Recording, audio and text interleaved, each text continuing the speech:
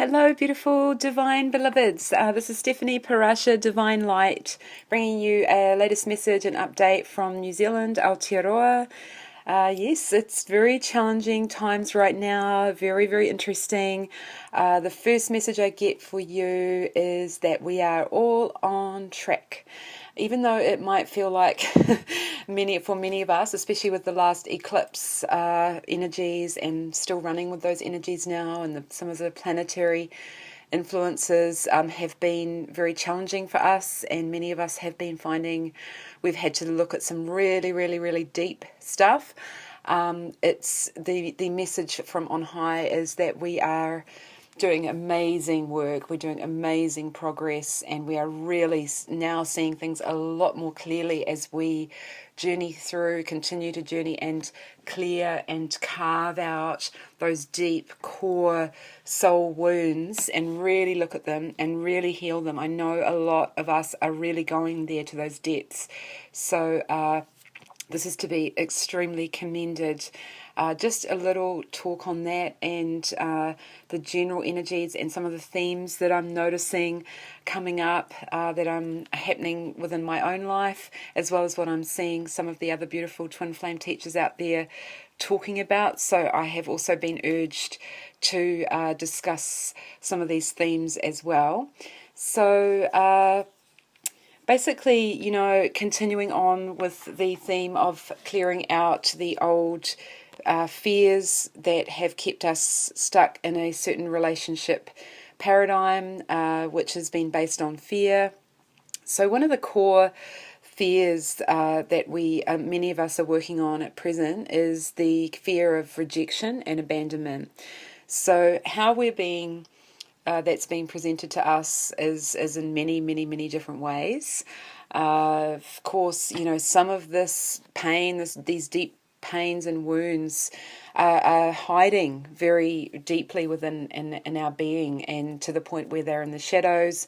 We may have thought we cleared them or have thought we did the work on them, but we've found that, oh, wow, there's still more. Oh, my gosh, really sorry about that. So many of us have found through this eclipse that we have had to really face those fears, and it's pushed us and it has given us a feeling. I'll describe it as being pushed off the cliff. That's one description. So going down a cavern where it's really, really deep and dark and it's really hard to find your way out, feeling as if you're being cracked open, feeling as if you're being burnt alive. These are some of the feelings and the descriptions of how it's been feeling to have to look at some of the deeper wounds of the soul, particularly on the fear of rejection and abandonment. So some of the symptoms that play out in our in the old templates of relationship patterning related to the wound of rejection and abandonment. The symptoms of this and how they present themselves are presented as ownership, so needing to own somebody, like sign them up for the marriage contract, a fear of losing that partner, so we will get manipulation and attachment issues, jealousy issues. So these are some of the presentations of how the fear of rejection and abandonment can play out, and these things have been very present and almost normalised within relationships. So we see, on TV programs that most couples, these types of behaviours are almost seen to be normal. So these are some of the things that we're breaking down. These are just symptoms of a deeper fear, which we're really, really, really honing in on and really, really working on right now. The other, that I forgot to mention is the symptom of codependency. So I do want to hone in on the issue specifically of codependency, because I think it's one of the big ones to break of the old relationship pattern. It's a big fear-based pattern that many of us are running. In fact, I believe I read the book Codependency for Dummies and to gain more of an understanding about this, and 95%, the statistics show that 95% of people are in codependent relationships. So therefore, I guess if that's the case, we've got to consider that it has become a normal way of operating. And again, this is one of the major things that twin flames, divine lovers and light workers will be working on, breaking down and getting to the core of that issue. So, we can look at the surface of that and say, oh, this is why these people behave this way.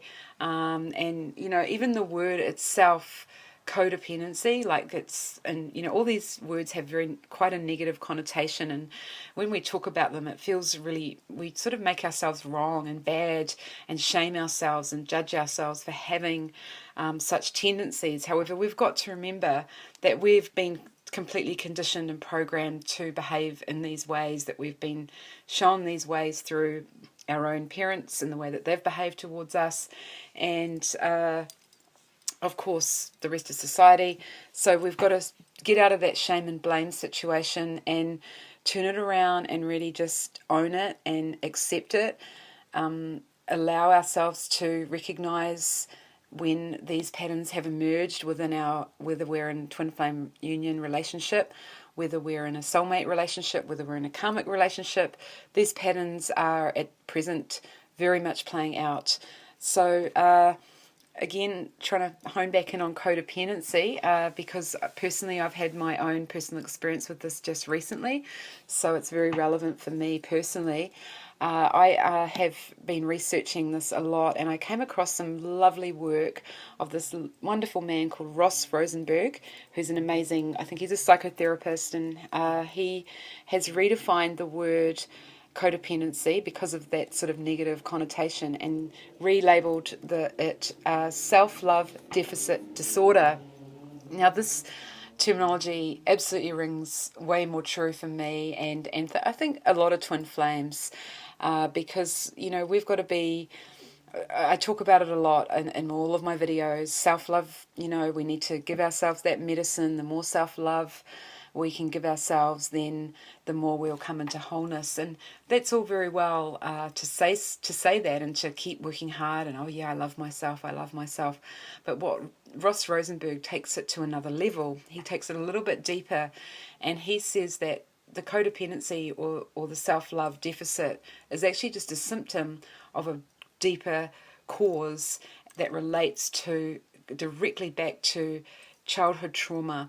Now, I have talked about this previously in my videos, but I really want to talk about it a little bit more deeply here, because I do believe, because we are healing the pains of the past, we are healing our old wounds and all of our old traumas. This is the work we're doing. We've got to be realistic about this. As much as we thought when we started this beautiful twin flame journey that we were going to have roses and rainbows and fluffy hearts, it was all going to be love and light and beautiful. Well, I'm sorry that as we've found out, those of us that have committed ourselves to this mission, that we have kind of come to this place that we've just got to the edge of that cliff, and we've had to jump off it. We've had to go deep, and we've had to deep dive and go into clear out what is preventing us from having these beautiful experiences. We're doing the hard work. We said we'd go first. We said we'd be pioneers, and we're out there, recognizing that this does involve healing the blocks, the wounds, the pain of all these traumas that have happened to us in childhood, and obviously also in previous lifetimes. So going to that wound, that trauma that is a direct cause of a self-love deficit disorder. I could give you an example of a childhood trauma that may take place. So, for example, you could have had a parent that either didn't give you enough attention, ignored you, or was you were not sure what you were going to get from one day to the next, so they were not regular or consistent in their treatment of you. So someday you might get rage and sort of a bad mood, and the next day they'd be all loving you, so you were never sure what you were going to get with them. Maybe you did have a narcissistic or abusive, emotionally, physically, mentally parent who was either just not there for you or who treated you very badly, and you therefore developed this mechanism as a child, because you were in a place of not having any power to be able to resolve the situation. Your defense mechanism kicked into place, and you may have developed a way which is to overcome that situation, is to be perhaps a people pleaser. So you were trying to make sure that parent in your life was always happy, that if you were getting the blame for things that were going wrong, that you would always feel that it was your fault, that you were not enough, so you had to do more to make them happy. So you can see how these things have developed, and how that whatever we were experiencing as a child in our first relationship in our lives, which was with our parent, that pattern is going to continue into our relationships as we go forth. So therefore, if you've had an abusive parent, and I will say that many people honestly don't even recognize that they've had an abusive childhood, because we've got situations where, maybe you were given holidays and vacations, and you went away and you were always fed and you were always clothed, but perhaps you were ignored. And so that is another form of abuse, and that can also take its toll and have an effect on your self-worth and your value of yourself. If you're constantly being ignored, then you feel like you're not worth anything, that you're not of value. So that can have a huge effect. And so when you come into a relationship, you bring that expectation that that's how other people will treat you. So typically someone who has this type of trauma, it's actually been given a name also in the psychology communities, and it's called attachment trauma. So I really urge you to have a look at that, because attachment or early childhood trauma, attachment trauma, can trigger off a lot of relationship difficulties and patterns that we take into our relationships that cause such problems as self-love deficit disorder. So if you're a person who's always looking for that love and approval, and for someone else to validate you from the outside, it could be that you attract someone who never gives you those things. So there is a tendency on the polarities for someone who experiences self-love deficit disorder, or a tendency to be codependent, which is putting the other person first and always putting those needs in front of your own, that you would attract a person, according to Rosenberg's theory, which he calls, and he's written a book about, the human magnet syndrome. So you will attract and magnetize someone towards you, whether it be your twin flame, a soulmate, or a karmic partner, that would be a version of maybe perhaps a narcissist, or personality disordered individual, and other names for these people are psychopaths or sociopaths. Now, it's I'm being guided and told to share this information. There's other beautiful teachers out there that have, and I see that we're on a track here, so I want to keep going on that track and bring this information to you, because I do believe it is extremely important. Because it's part of our healing process, when we attract such individuals, to understand what they're here to do for us, to teach us. Now, I'm not saying, go out and attract someone like this, because when you're going to attract a personality disordered individual, or someone with a pathological mental illness of some kind, such as the ones that I've mentioned, you're going to have a really, really difficult time. Now, I have just recently, I think I've mentioned in some of my previous videos, so I will talk about my personal experience, that I had gone through a period of time where I felt the need to let go of my twin, that I had started to obsess over him a little too much, that nothing was really happening on the 3D physical plane. So I decided that it was time to venture out and to have an experience with another person, knowing full well that, it was more just for that sense of intimacy, or just to have some physical, cuddles, or things that we sort of feel as if we need. It's been 2 years or more since I've been in a relationship of such, and so I actually did a clearing and let go of my twin. And if you've listened to some of my other previous videos, quite a funny thing happened after that, and I got a sign straight away in the form of a car and a number plate telling me that you can't do that. You can't cut off your twin, impossible. And as we us twin flames, we sort of know that.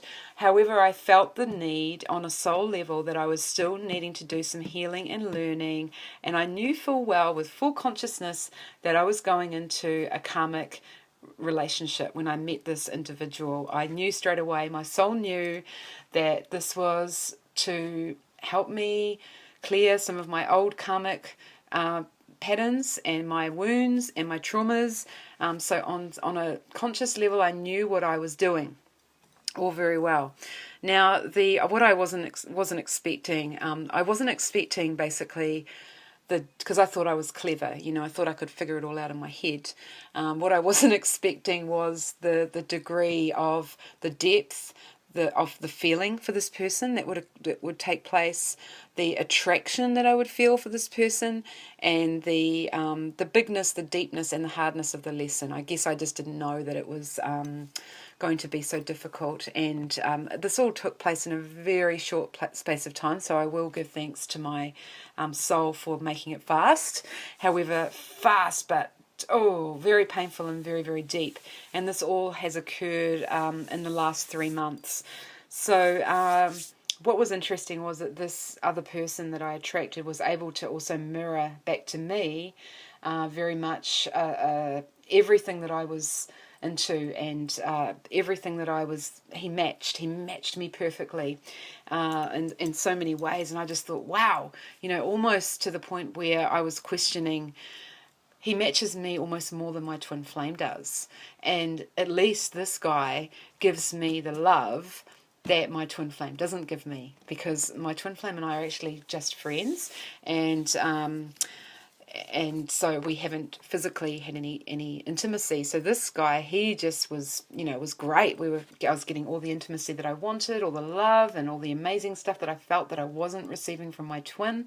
This guy was just laying it on, and not only that, but he was beautiful, sexy, attractive, great guy, and totally amazing.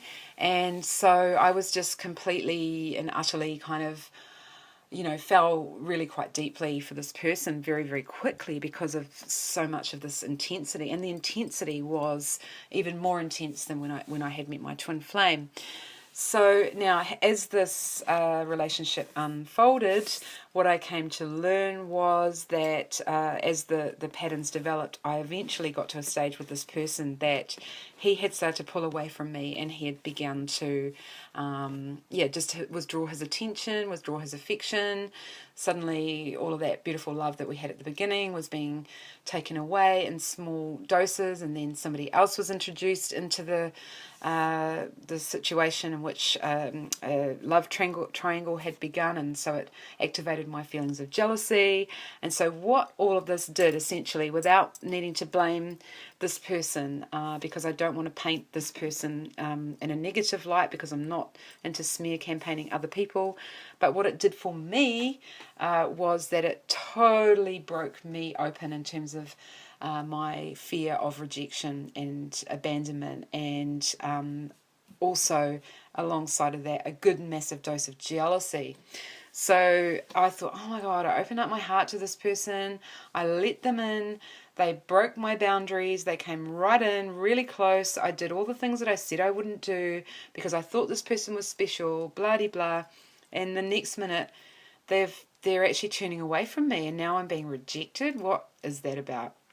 And the day that this intensity of this experience occurred was on that actual eclipse day. And I just went into, I would have to say, massive plunge into dark night of the soul. My heart cracked open. I was completely raw and just so... It was huge. I was a mess, actually, to be quite honest. And it was very, very difficult. But I knew that I was doing this for a reason, that there was a really higher purpose for this, even though I had to work through all of those lower emotions, all of the fears, the deep fear. I had to meet myself in that place where I was so afraid and so vulnerable and so scared and so lonely, and I had to meet myself there. That's where I had to say, who I need to look after me. I need to love myself. Like, nobody else is going to be there for me. I'm not looking for this external thing that's going to fill me up. And so when I started looking into this a little bit more, when I was actually able to get out of the emotional pain, and where my view of everything was completely skewed, my perception lens was way off, I was extremely sensitive, I was in the full pain experience, I could not see anything very clearly at all. Everything was skewed because of the emotional pain, right? When I was finally able to start researching on the internet what had happened, I discovered that what I had been dealing with, that was actually I will put him in a category of psychosociopathic narcissist, okay? So, and then, whoa, all the information out there on the internet about that was just astounding. I was totally amazed and thought, how on earth did I not know about this? How on earth did I get myself into this? I thought I was educated. I thought I was intelligent. I thought I knew this stuff. How was this guy so clever? And I will tell you that this guy, there would still be no flies on him, because he did it so cleverly and so subtly and such on a spiritual and and emotional level, that it was very, very subtle. And the attachment that followed that, so then there was the first, tertiary, secondary, and then the third part of it. The first, primary, secondary and tertiary effects of that pain was the final one was the attachment and the having to let go of this person, because I had become so attached to them. The bond that we had developed was so strong, and I could not sleep, I couldn't focus, all I was doing was constantly thinking about them. And so when I started looking up more on the internet on how to get through this, I discovered Ross Rosenberg's work on the self-love deficit disorder and the attachment trauma issue that I do believe a lot of twin flames have as an affliction, and has that as we are clearing, because many of us come from difficult, dysfunctional childhood upbringings. And so I have also uncovered the work of a man called Robarge. Now, I'm going to put the links to both Ross Rosenberg and Robarge's work below, because I do believe, even though they do not name anything about twin flames and the type of work they do, I think that they are here to help us. And I think that twin flames our role is to clear and heal and resolve these deeper issues that plague our relationship paradigm patterns, and that we cannot bring into the new paradigm. So I feel that, we've come from where the relationship pattern, where all these old fears have played out and the false beliefs about love, we've had to traverse across into trying to come into the new way, and we've thought we can do that in our heads and through spiritual and our mental capacities, but we cannot, and I've said this in many videos, skip the emotional and the physical, the body part of the healing. And what that feels like is that we've fallen down a great big hole, and that we've gone backwards, but we haven't. We're not. Please don't judge yourself for this part of the learning and the healing process, because it is so relevant and we have to do it. We just have to give ourselves permission to do it, give ourselves permission to go into the pain, to go into the trauma. As horrible as it is, as much as you feel like you're going to die, which in some cases you kind of are, it's not you that's dying, it's your ego, because your ego has been there to protect you all this time and create these wonderful, very creative defense mechanisms to keep you safe from any further pain.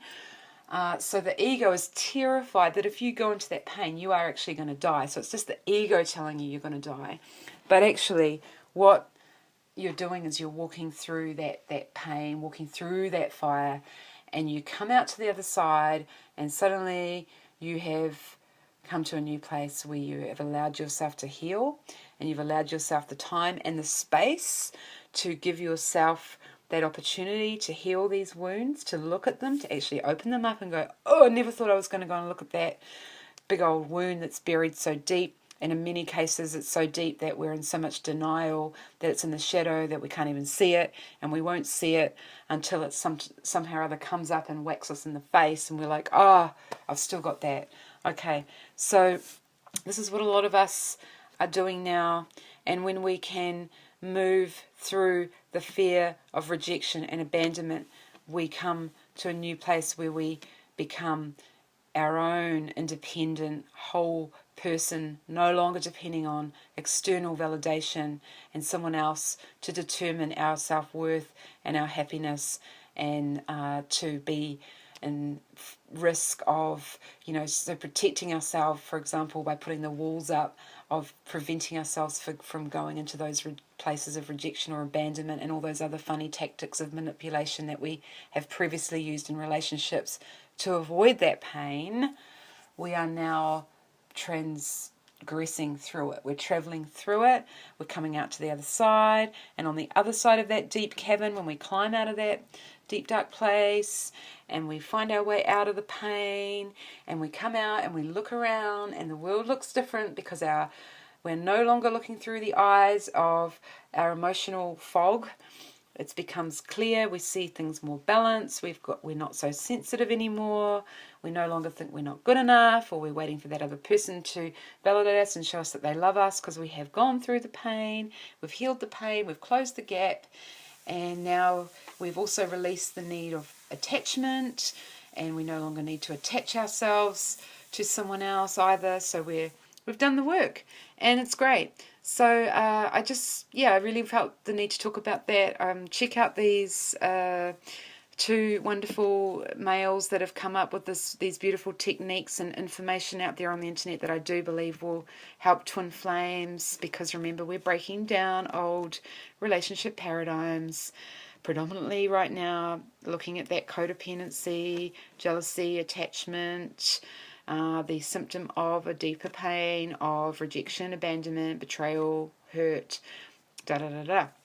Okay, well, I hope that's been helpful to you. I know it was a bit of a long one, but there was a lot to get through, and I'm sending you out so much love and so much strength, and just a lot of thanks and gratitude for what you're doing and how much work you're doing, and we're all doing it together. We're all on the same, you'll see the synchronicities and what we're talking about. So I wish you all very well, and if anyone would like to get in touch with me to talk more, to do some healing sessions, please get in touch. All the information's below. Okay, thank you. Bye for now.